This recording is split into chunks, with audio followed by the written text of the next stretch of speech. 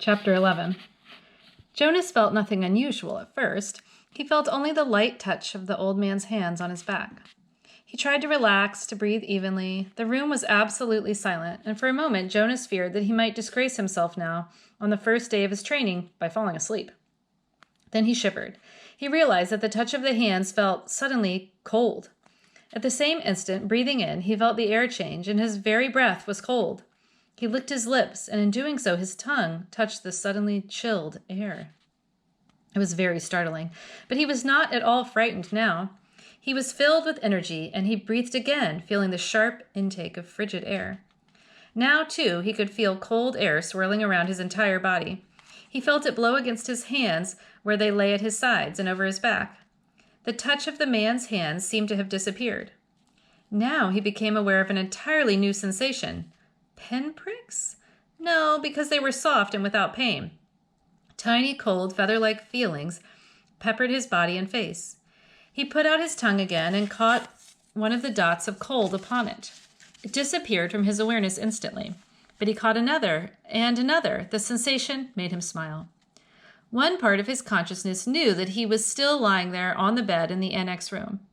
Yet another, separate part of his being was upright now, in a sitting position, and beneath him he could feel that he was not on the soft, decorated bed covering at all, but rather seated on a flat, hard surface. His hands now held, though at the same time they were still motionless at his sides, a rough, damp rope. And he could see, though his eyes were closed. He could see a bright, whirling torrent of crystals in the air around him, and he could see them gather on the backs of his hands like cold fur. His breath was visible. Beyond, through the swirl of what he now somehow perceived was the thing the old man had spoke of, snow, he could look out and down a great distance. He was up high someplace. The ground was thick with the furry snow, but he sat slightly above it on a hard, flat object. Sled, he knew abruptly. He was sitting on a thing called sled, and the sled itself seemed to be poised at the top of a long, extended mound that rose from the very land where he was. Even as he thought the word mound, his new consciousness told him hill. Then the sled, with Jonas himself upon it, began to move through the snowfall, and he understood instantly that now he was going downhill. No voice made an explanation. The experience explained itself to him. His face cut through the frigid air as he began the descent, moving through the substance called snow, on the vehicle called sled, which propelled itself on what he now knew without doubt meant to be runners. Comprehending all of those things as he sped downward, he was free to enjoy the breathless glee that overwhelmed him. The speed, the clear, cold air, the total silence, the feeling of balance and excitement and peace. Then, as the angle of incline lessened, as the mound, the hill, flattened, nearing the bottom, the sled's forward motion slowed. The snow was piled now around it, and he pushed with his body, moving it forward, not wanting the exhilarating ride to end. Finally, the obstruction of the piled snow was too much for the thin runners of the sled, and he came to a stop. He sat there for a moment, panting, holding the rope in his cold hands. Tentatively, he opened his eyes. Not his snow hill sled eyes, for they had been open throughout the strange ride. He opened his ordinary eyes, and saw that he was still on the bed, that he had not moved at all. The old man, still beside the bed, was watching him. "How do you feel?" he asked. Jonas sat up and tried to answer honestly. "Surprised?" he said after a moment. The old man wiped his forehead with his sleeve. "Whew," he said, "it was exhausting.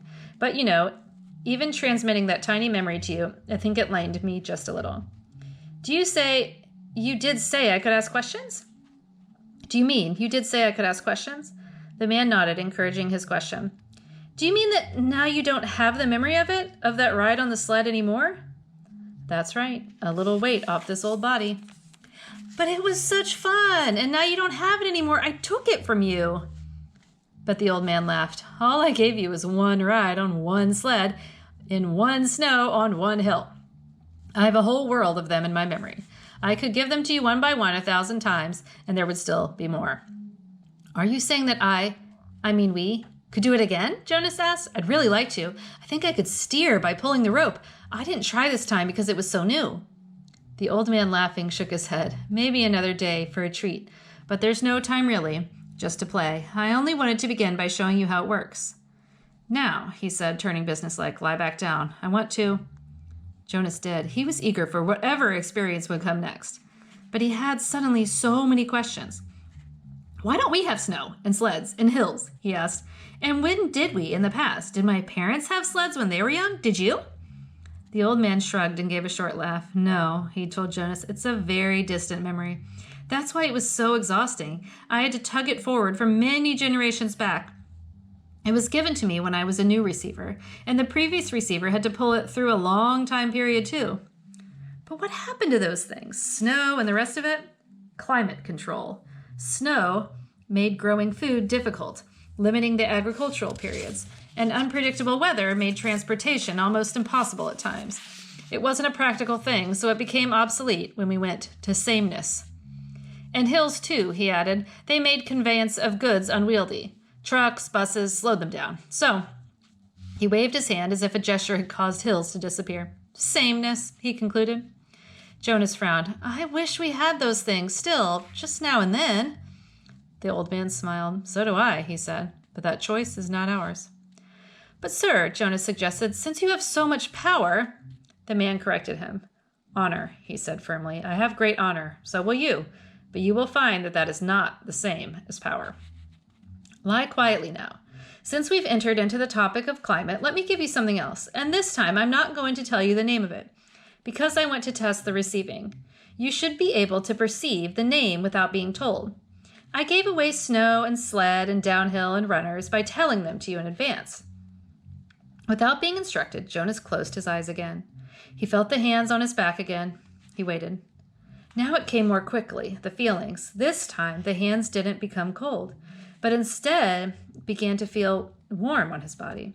They moistened a little. The warmth spread, extending across his shoulders, up his neck, onto the side of his face. He could feel it through his clothed parts, too. A pleasant all-over sensation, and when he licked his lips this time, the air was hot and heavy. He didn't move. There was no sled. His posture didn't change. He was simply alone someplace, out of doors, lying down, and the warmth came from far above. It was not as exciting as the ride through the snowy air, but it was pleasurable and comforting. Suddenly he perceived the word for it. Sunshine. He perceived that it came from the sky. Then it ended. Sunshine, he said aloud, opening his eyes. Good, you did get the word. That makes my job easier, not so much explaining. And it came from the sky. That's right, the old man said, just the way it used to. Before sameness, before climate control, Jonas added. The man laughed. You receive well and learn quickly. I'm very pleased with you. That's enough for today, I think. We're off to a good start. There was a question bothering Jonas. Sir, he said, the chief elder told me, she told everyone, and you told me too, that it would be painful, so I was a little scared, but it didn't hurt at all. I really enjoyed it. He looked quizzically at the old man. The man sighed. I started you with memories of pleasure. My previous failure gave me the wisdom to do that. He took a few deep breaths. Jonas, he said, it will be painful, but it need not be painful yet. I'm brave, I really am. Jonas sat up a little straighter. The old man looked at him for a moment. He smiled. I can see that, he said. Well, since you asked the question, I think I have enough energy for one more transmission. Lie down once more. This will be the last today. Jonas obeyed cheerfully. He closed his eyes, waiting, and felt the hands again. Then he felt the warmth again, the sunshine again, coming from the sky of this other consciousness that was so new to him. This time, as he lay basking in the wonderful warmth, he felt the passage of time. His real self was aware that it was only a minute or two, but his other memory-receiving self felt hours pass in the sun. His skin began to sting. Restlessly, he moved one arm, bending it, and felt a sharp pain in the crease of his inner arm at the elbow. Ouch, he said loudly, and shifted on the bed. Ow, he said, wincing at the shift, and even moving his mouth to speak made his face hurt. He knew there was a word, but the pain kept him from grasping it. Then it ended. He opened his eyes, wincing with discomfort. It hurt, he told the man, and I couldn't get the word for it. It was sunburn, the old man told him. It hurt a lot, Jonas said, but I'm glad you gave it to me. It was interesting, and now I understand better what it meant, that there would be pain. The man didn't respond. He sat silently for a second. Finally, he said, Get up now. It's time for you to go home. They both walked to the center of the room. Jonas put his tunic back on. Goodbye, sir, he said. Thank you for my first day. The old man nodded to him. He looked drained and a little sad. Sir? Jonas said shyly. Yes, do you have a question? It's just that I don't know your name. I thought you were the receiver, but you say now I'm the receiver, so I don't know what to call you. The man sat back in the comfortable upholstered chair. He moved his shoulders around as if to ease away an aching sensation. He seemed terribly weary. Call me the giver, he told Jonas.